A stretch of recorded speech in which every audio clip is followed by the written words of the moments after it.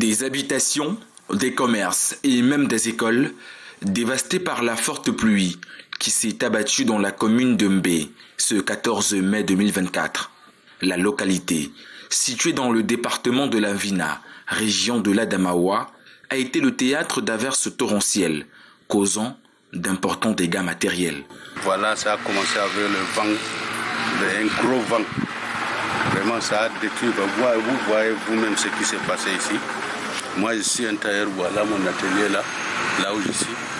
Et j'ai perdu moi-même combien de hangars, à peu près 2 ou 3 hangars comme ça. On est en train de chercher à finir l'année. C'est déjà le moment d'examen et ça, c'est un centre d'examen de bilan.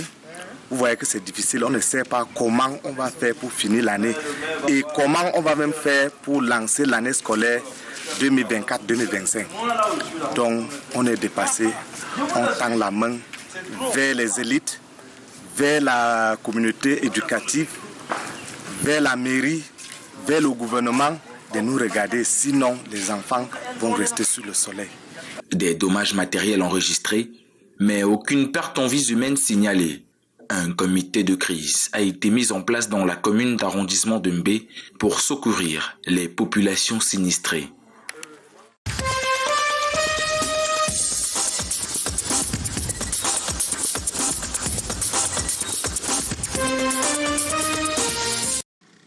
À l'occasion de la célébration de la fête de l'unité le 20 mai prochain, le ministre des Travaux publics a entrepris des travaux d'aménagement de certaines routes dans la ville de Tchang.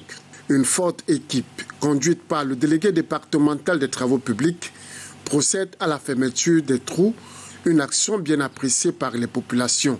Le souci, nous avons beaucoup fait beaucoup de dégâts ici. Ça me plaît beaucoup, comme j'ai vu ce matin. À 3 heures, ils sont arrivés, on était ensemble. Voilà. Bon, je peux dire que où c'est la politique se foire et c'est bon comme ça.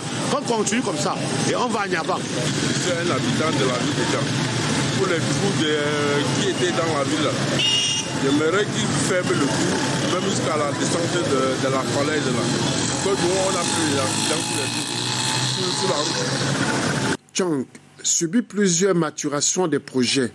Il est question de ressortir tous les axes qui pourraient désengorger la ville pour permettre la libre circulation des biens et des personnes. Nous allons décider de mettre fin à ça. C'est pour ça que nous sommes mobilisés. La délégation et avec les services techniques, nous sommes tous mobilisés pour que tout se passe bien pendant la fête de l'unité. Dans un futur proche, la ville universitaire abritera de grands chantiers de bitumage de routes pour désenclaver le bassin agricole. Ces travaux font partie du prolongement des ouvrages en pleine réalisation à la falaise de Tchang, notamment l'entretien de cet axe qui est décrié étant un axe accidentogène.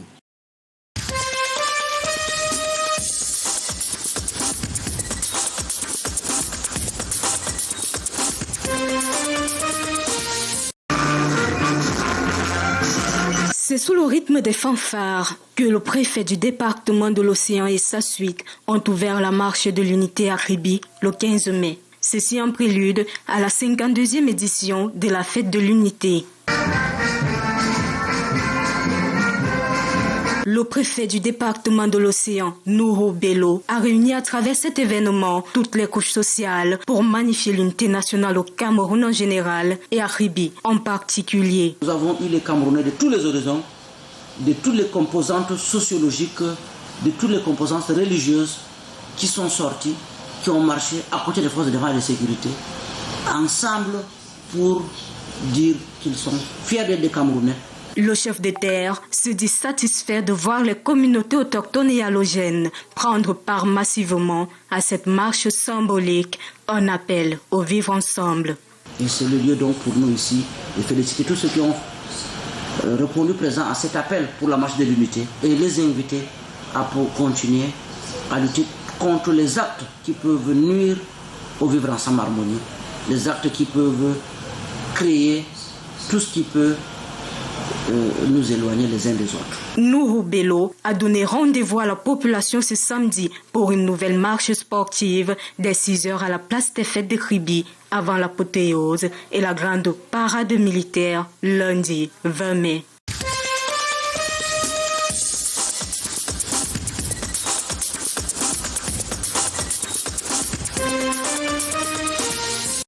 « 6121 élèves dans le sont concernés par cette phase.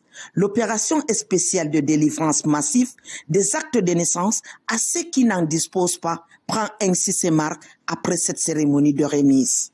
Quand on a un acte de naissance, on peut tout faire. On est d'abord citoyen camerounais et en plus, toutes les autres portes de la vie s'ouvrent à vous.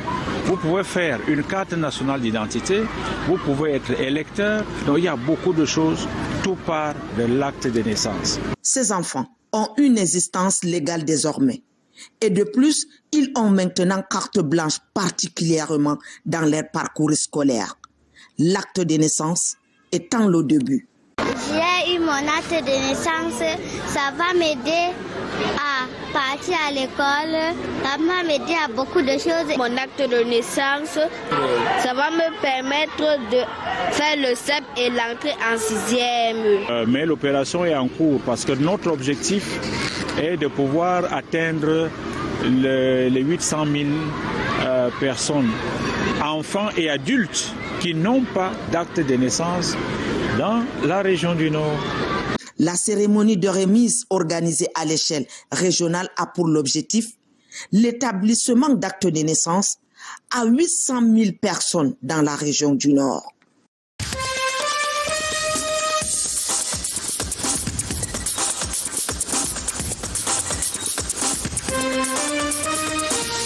De l'argent ou non. C'est grâce à une organisation mise sur pied par le professeur Michel Ekonon que nous rencontrons de nouveau 8 mois après bébé Emmanuel Tabot Bengue, la star pleine d'exaltation. On se souvient encore de ce reportage exclusif de Canada International d'il y a 8 mois. Emmanuel est venu au monde à 26 semaines.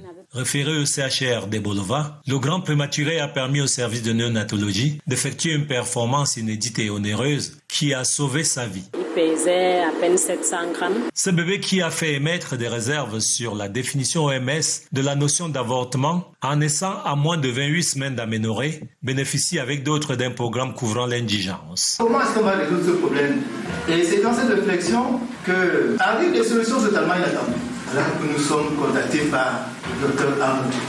Dr Eliane Amo, médecin spécialiste en endocrinologie, diabétologie, nutrition, est parti de son cabinet de Stens en France pour venir au chevet du comité d'urgence du centre hospitalier régional de Bolova. Il faut capitaliser au niveau de la santé. On ne peut pas mettre l'argent pour tout le reste et que pour la santé. Au moment où on a besoin de se soigner, il n'y a pas d'argent parce qu'on a utilisé l'argent pour autre chose. Les bébés Emmanuel Tabot, Jen Benit, Dorcas et les jumeaux Ethan et Van voient leur facture d'hospitalisation réduite. Par ce geste de cœur, le médecin et ses confrères veulent aider l'indigence, mais davantage l'éviter en amont si possible.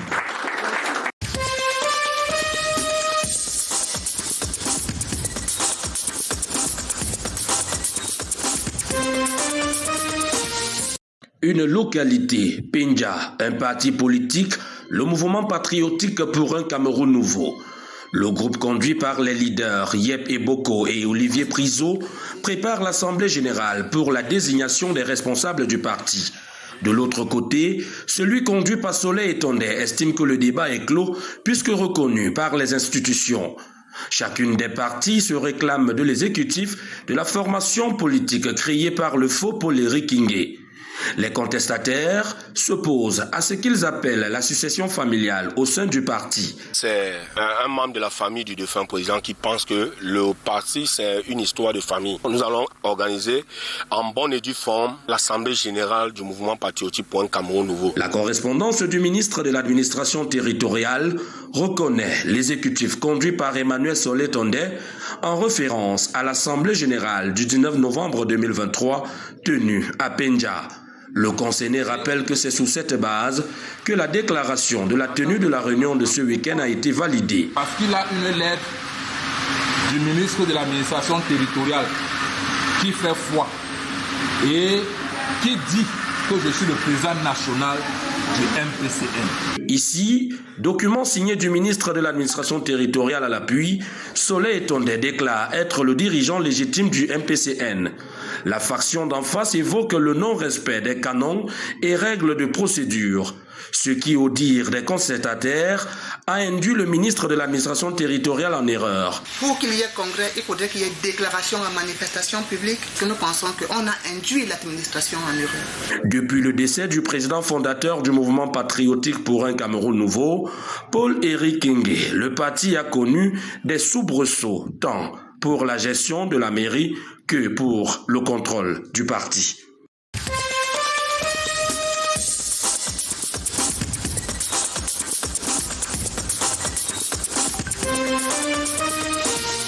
De Umtsunu, Belidama en passant par Tapata ou Ouli, César Roger Tanefolikpa passe en revue la dizaine des villages de son unité de commandement. Le nouveau sous-préfet de Ngotoro touche du doigt les réalités de l'arrondissement, en étant toutefois au contact de sa population dont les plus jeunes sentent déjà un mal de sous-scolarisation, faute d'actes de naissance.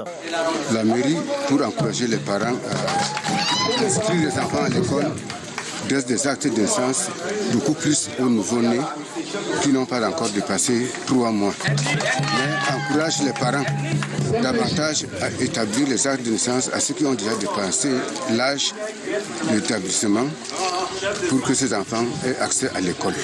Si la mairie apporte un peu du sien, il faudrait repenser les mentalités. À chaque étape de son périple, le sous-préfet note et échange avec ces populations afin de recueillir des données exactes de la situation.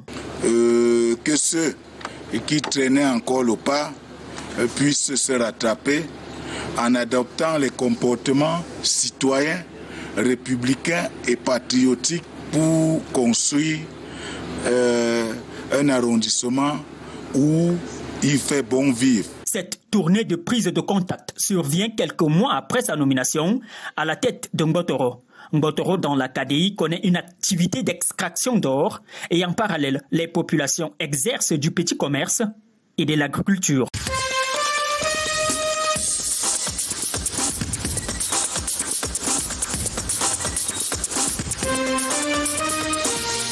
Ils sont plus de 300 jeunes de l'arrondissement de DA 2e en Sanaga-Maritime qui ont répondu présent au Forum Emploi Jeunes 2024, ici à l'esplanade de la commune éponyme. Fier d'avoir participé à ce grand séminaire. Vraiment, ça m'a apporté un grand plus. Cette plateforme d'échange entre les experts, les structures locales, les écoles de formation et les jeunes se penche sur les questions liées à la formation, à l'emploi et à l'entrepreneuriat. Nous saluons cette initiative et nous croyons que c'est avec des petites gouttes d'eau qu'on forme toute une rivière. Les enfants auxquels on a pensé aujourd'hui sont la postérité.